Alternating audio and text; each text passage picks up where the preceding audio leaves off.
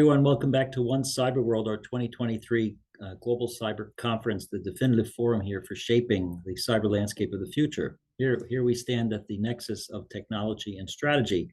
One Cyber World delves into not only the vulnerabilities in cybersecurity, but also the expansive opportunities that our interconnected world offers. One Cyber World is here at the forefront of defining the trajectory of both cybersecurity and broader digital technologies, no shortage of that for sure, and brings together the brightest minds in the field to inform, challenge, and inspire. This year's conference is another example of our commitment to leading meaningful conversations that result in actionable insights for a safe and more dynamic world. Next up on our program, we're joined here, and he's joining us today from Greece, so good afternoon, is Chris Dimitriadis. He is the Chief Global Strategy Officer for ISACA, and his topic this morning for us is the next generation of a cybersecurity workforce. Chris, well, good afternoon and welcome. Thank you for Good morning, thank Glenn. you for your presentation and your talk. We look forward to it. My pleasure. So, hello everybody. Glenn, thanks for the introductions. In this conference, I'm representing ISACA, a sort of introduction about the organization. We're a non-profit with presence in more than 180 countries around the world. And what we do is training, credentialing, and continuous learning for individuals.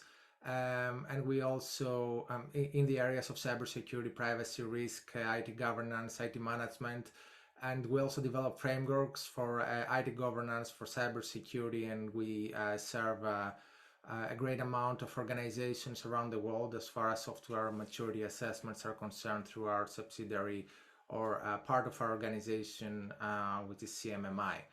So today's presentation is about skills. It's about the next generation of cybersecurity professionals, and I would like to share a few ideas with you today about the future and about how we at ISACA see this next generation shaping up. Cybersecurity is here for many, many years, and some of what you will hear may sound as basics, but others, we believe that they can change the cybersecurity landscape, and we also believe that it's really time for a change as we see a continuous proliferation of cyber attacks, as we see the expansion of the cyber threat landscape. So 3 parts in my presentation: the need, and then focus on the individual and the organization around this next generation of cybersecurity professionals. First message I would like to convey to all of you is about the fact that cybersecurity, at the end of the day, is about customer trust, it's about the end user trust, it's about the trust of citizens in case of governmental organizations. And this is extremely important in order to transform cybersecurity from more of a technical subject to more of a business subject, and in order to be able to achieve buy-in from those decision makers that are approving the budgets, that are approving transformations within organizations, that are creating the strategy within a corporation. So if you think about it, it's about the products and the services that an organization is offering, and with the accelerating adoption of new technologies, emerging technologies like AI or like blockchain, we see more and more the need for cybersecurity arising, because the more the dependence on digital technology, the more the need for cybersecurity, as new risks are being introduced, and as organizations, we depend more and more our services and products in digital technologies. So we really need to understand that, and we also need to measure that, this customer trust. And if we manage to really link cybersecurity with customer trust at the end of the day, we believe that that would be a great step ahead towards implementing more robust cybersecurity frameworks around the world. This can be seen from the results of a recent ISACA survey, where we asked the question about who is willing to stop doing business with an organization that has suffered a breach, a cyber attack. And as we can see, all in all, globally, we see that 33% of the respondents said that they're willing to stop doing business with companies that suffered a cyber incident. And don't get me wrong, I mean, every single company can suffer an incident, The question is how well one is able to manage this cybersecurity incident in terms of communication, transparency, in terms of being able to recover as soon as possible, and in terms of being able to minimize the business impact. So 33% said yes globally, and then we see that in the States, this goes up to 34%, in the UK 32%, in Australia 25%, in India 40%. And I think that this result is really representative of the fact that the more end users become educated and the more end users become aware of cybersecurity, of the impact of cybersecurity or of a privacy breach, the more they are putting trust in their decision-making process in terms of the organization that is providing products or services to them. And if we see what happened back in 2022, we will realize that we had a great amount of cyber attacks. We have seen the cyber threat landscape expanding, and we have seen a very high cost from a cybersecurity incident, a very high mean cost. This is in this slide, I just mentioned a few examples of those very high profile incidents that are hitting the news. But we all know that many attacks around the world are being targeted to small and medium enterprises, especially ransomware attacks, which may never hit the news or you may never hear about. But the end customers of those small to medium enterprises are definitely feeling the impact, and they're different from, for example, from the lack of service continuity or from the inability of an organization to offer a product while it is under a cyber attack. And this definitely is hurting the reputation and the brand of such companies. And of course, we have state-sponsored attacks, we have attacks against governments, we have generally, we've seen the cyber threat landscape moving from let's say large corporations to small ones over and over again, which makes a cybersecurity investment and a cybersecurity focus really important for even for small to medium enterprises on top of the large ones. So the question is, with digital transformation, with digital technologies being such a big part of our daily lives, and such a big enabler of business innovation, why is cybersecurity still not prioritized? I mean, we hear about AI, for example, and how AI will transform industries as a whole. It will give us the opportunity to have access to improved products and services, and it may change our daily lives. It may change the way we do business overall. And we hear similar trends about other technologies, and we see trends in technologies that are currently on the market for many years. But still we see a problem in prioritizing cybersecurity, and that problem, if wants to summarize it into two bullets, that one would say that cybersecurity is not a revenue generator for except if you're in the cybersecurity industry, of course. And number two, the second bullet, is that board of directors, chief executives, they still consider cybersecurity as a technical matter and too technical for them to understand in depth or to deal with, because somebody else within the organization is doing that. So if cybersecurity is not generating revenue and it's too technical, how can we address the problem? Because somebody who is running a company, who is accountable for the P&L of the company, has to focus on top line growth, on profitability. Of course, they have to focus on compliance and in creating a more dynamic and differentiated company. So how can we link cybersecurity to those elements? And the answer is that if we manage to link cybersecurity more to dollars, euros, or to the competitiveness of the company, or even to customer trust, as we initially said, that would be a great step forward. But going forward with the problem definition,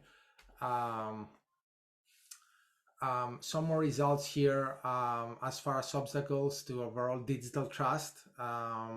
We see from the 2023 Digital Trust study of ISACA that the lack of appropriate skilled personnel, the lack of leadership buy-in, the lack of alignment to enterprise goals, the lack of budget, they are all obstacles into achieving better trust through cybersecurity. And if you think about it, it all starts with people, with a lack of skills and training. And if you really don't have holistically trained cybersecurity professionals within an enterprise, it's going to be very difficult for them to speak the business language, very difficult for them to achieve buy-in from leadership because they're speaking a different language. It's going to be very difficult for them to align with the good business goals. And of course, it's going to be very difficult for them to secure a budget, right? And the more worrying part is that through the State of Digital Trust Survey 2023 that ISACA has conducted, only 24% report that they measure digital trust. So the question is, how can you improve something that you don't really measure? And there are ways to measure trust and cybersecurity, and you can always do that through cybersecurity KPIs like monitoring, how many incidents you have, the response time to incidents, vulnerabilities, and so on. But we believe that it's much better to link all of those KPIs to more customer-related KPIs and customer satisfaction, and also correlate them with customer satisfaction surveys, monitoring customer retention, and internally through, reviewing the practices and the customer client research surveys, focus groups, and so on. So what I really want to communicate through this slide is that the traditional cybersecurity KPIs are great, but we really need to transform them or to expand them with more customer-oriented KPIs as well in order to really understand the level of digital trust within the organization. And then based on the same survey, we only see that 51% agree that there is sufficient collaboration between several different domains and departments within the organization.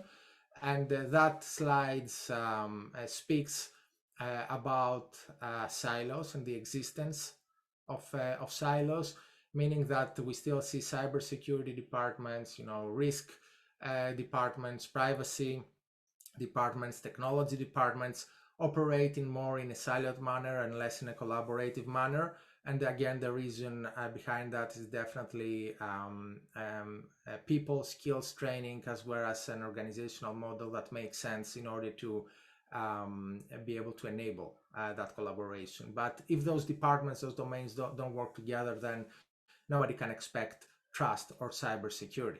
Because imagine cybersecurity without a very strong audit arm, which is fully aligned to a risk management, to an enterprise risk management framework, or imagine cybersecurity that is not embedded within a digital transformation project in order to be able to build embedded security. Imagine how cybersecurity would perform without being in balance with privacy, without supporting privacy, and without taking into account quality characteristics. So collaboration is very, very important. So in terms of digital trust professionals, I have some questions here that are really important in order to evolve to the next generation of this profession in cybersecurity. The first one is about keep improving in your vertical expertise. This is very important because technology changes very, very rapidly, and we as cybersecurity professionals need to adapt to this change, and we need to learn about those new technologies. I mean, how can you protect AI if you don't understand AI? There's no way to protect it. The second question is about understanding the environment you operate in, the business environment, the priorities of the company, the P&L of the company in terms of its ability to fund cybersecurity investments, but all in all, to understand the environment not only within the organization, but throughout the whole digital ecosystem that also includes the supply chain. How big is your professional network? This underlines the need for being part of a global network of cybersecurity experts, so you can exchange opinions, learn from them, or teach others about, educate others about the way you operate or the way you solve the problem. Are you working on your soft skills? It's very important, because without soft skills, it's not possible to sell cybersecurity internally. And where do you see your profession over the next 10 years has to do with future thinking and about the transformation of the profession through the introduction of emerging technologies within the cybersecurity domain. Um, so at ISACA, we believe that it's time to convert the profession. It's time to bring cybersecurity, risk, IT governance, and management, privacy, and assurance closer together. It's about time that those professionals from all of those domains are horizontally trained and understand each other's domain. And this definitely will help collaboration, but more importantly, it will help a broader understanding of those adjacent domains in order to be able to shape strategies within its domain that serves the business at the end of the day. And in an example about cybersecurity, as I said, we need to embed cybersecurity in digital transformation projects. And in order to do that, we need to have the cybersecurity professionals understand how IT governance works, what are the priorities of those who govern technology, what are the models that those who are doing project management in IT are using in order to be able to embed cybersecurity in a way that's effective for the time plan of the project, but also in a way that is cost efficient.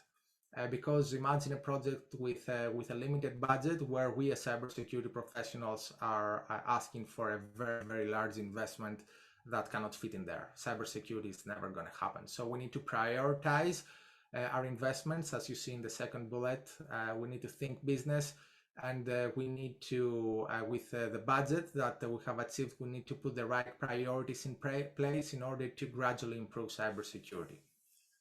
We need to plan, manage, support cyber investments. So we need project management skills. We need to plan about our teams, our actions, about our reporting in order to have a business sense. We have to pay attention to recovery and response on top of detection and protection, because again, imagine having a limited budget where you have spent all of this budget focusing on trying to prevent a cybersecurity incident. And as we know, cybersecurity incidents can happen to any organization, and then you don't have good recovery and response mechanisms. Again, cybersecurity and what will make you a great cybersecurity professional is not only to be able to try to prevent, but to also to detect on time, to help the organization recover, stay with the organization in order to respond to a cyber attack, in order to minimize impact. Maturity assessments are very important, as I said. A holistic view is very important, including the supply chain. Ensuring an evidence-based auditable approach is hugely important in order to help the audit function be more effective while they're auditing cybersecurity and IT. And finally, understanding privacy is hugely important, because again, we need a balance between security and privacy, but we also need cost-effective and the right cybersecurity controls that really enhance privacy based on the privacy policy of its organization. And if you take all of those, let's say, converged professions and knowledge that is cross-fertilized between all of those adjacent domains, and if we have those more holistically trained cybersecurity professionals, then we can also apply more holistic frameworks that study organization, technology, people, process, but most importantly, the interaction between those nodes. And this is part of a framework that ISACA has published this year in a pilot phase, and that we will be publishing for everybody to access very, very soon. So a correlated approach here, a correlated manner that studies all of those different nodes and characteristics within the operation of a digital ecosystem. They are hugely important in order for us to improve. So we don't just improve people and not process. We don't just improve process and not technology that supports the process. And to make sure that we have an organizational model in place that supports all the rest. As you will see, holistic frameworks are required in order to have holistic solutions. And when you will see that new framework that will come out, you will see several different domains like culture, which will be separated into trust factors such as how to manage culture, how to manage skills and competencies around creating a culture for cybersecurity and digital trust. Those factors have practices, so you will have practical guidance and activities in order to know exactly what to do in order to implement a more holistic framework. And of course, it will come with all the KPIs, KRIs, in order to be able to measure it and improve it, always having in mind that business is a priority.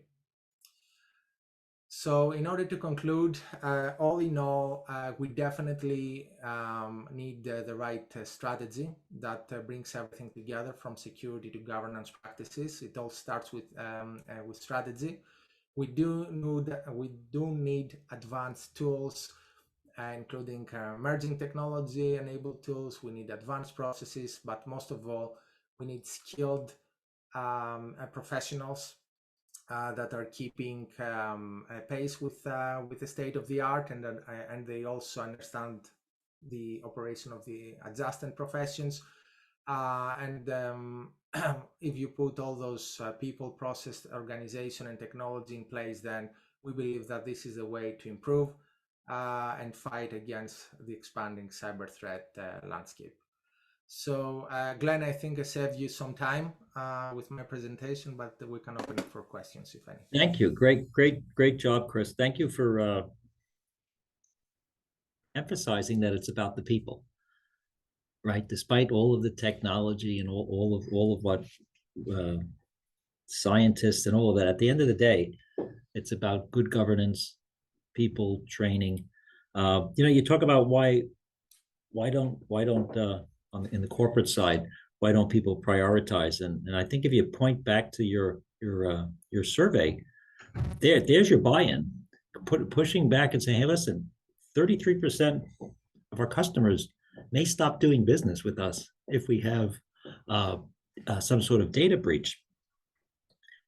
If it's kind of a reverse revenue generator when you think about it, right? And trying to get that tie-in, I think, and as you said, also demystifying perhaps the board of directors, where they come back and they rather not just say, "Oh, that's an IT thing," right? It's because that big, right? It becomes that big black box, and then they wind up just kind of dismissing it. I would think most boards nowadays, given the significance of the issue, if it's not a standing agenda item, it should be. I don't know, how do you feel about that?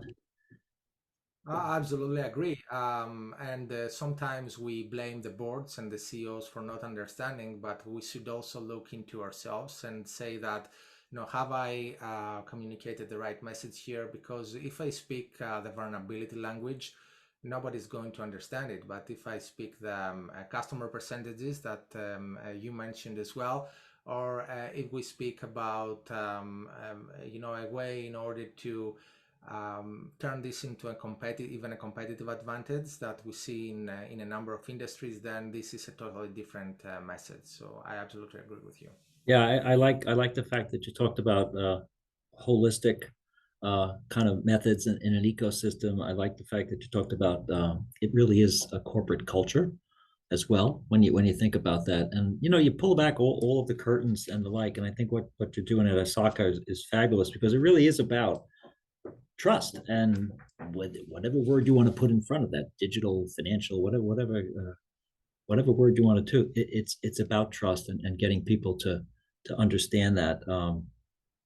Having it audible, I think, is important, certainly, and we're going to have speakers at the conference that are talking about, at least for the public companies, some of the SEC's rules that are now being put forth in this area. But the training that's needed, and I liked what you said about soft skills as well, right? Right, we can have all the technology and most technical people in the world, but if we can't have the conversation, if we can't take it and put it on a level where everybody can understand it, as you said, you're going to have a hard time selling it then, for sure. Indeed, and we see that most organizations still are investing in cybersecurity after an incident and not before an incident. So we need to change that rationale, but we need to work very hard as a cybersecurity community in order to change it. So all of this is freely available at the ISACA.org website. So I welcome anybody who wants to download the surveys on the guidelines and so on they're free in order to download them. All right. Well, Chris, thank you for your contributions here to the digital society at large.